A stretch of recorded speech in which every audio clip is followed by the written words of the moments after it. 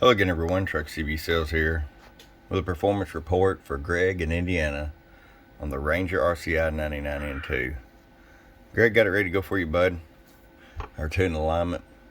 You left a note in there saying it was going to be used in your dump truck.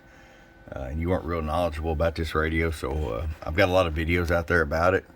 I just want to do a little quick run through for you and take a good look on how everything's set here. The main thing for you, make sure your band switch is over here on the high position.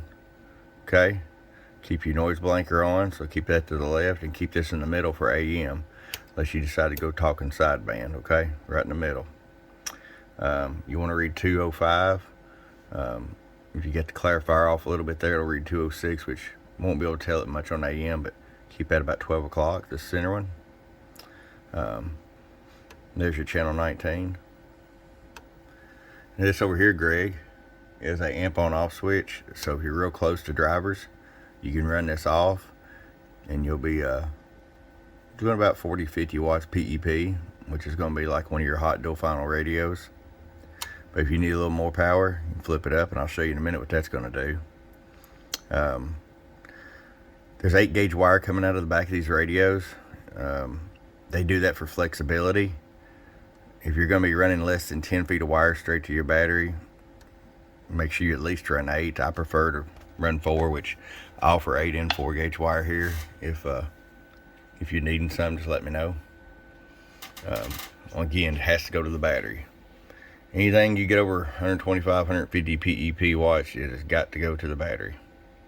Okay, so we're going to start with the RF power all the way down. This controls your carrier level. Okay, it's still going to swing the same peak power top to bottom. Here's your RF power all the way down. 100 watt slug. That's about 4 watts all the way down.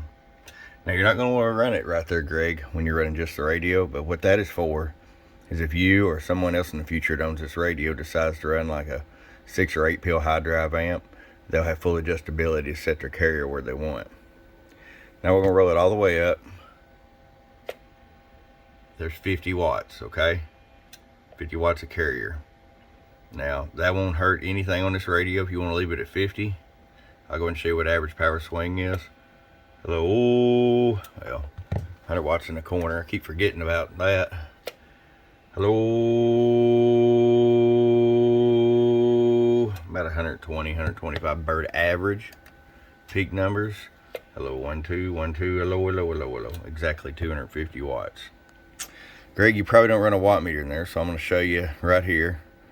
If you set the RF power at 12 o'clock right there, that's going to give you just a hair over 40 watts of carrier. 1, 2, 3, 4, 5. Alright, so 40 going to 250. That's going to give you about 150% modulation just off the top of my head. I'd run it anywhere between 12 o'clock and wide open. I think you'll find that you're just fine at 12 o'clock because it's still going to swing the full potential. Here's your talk back.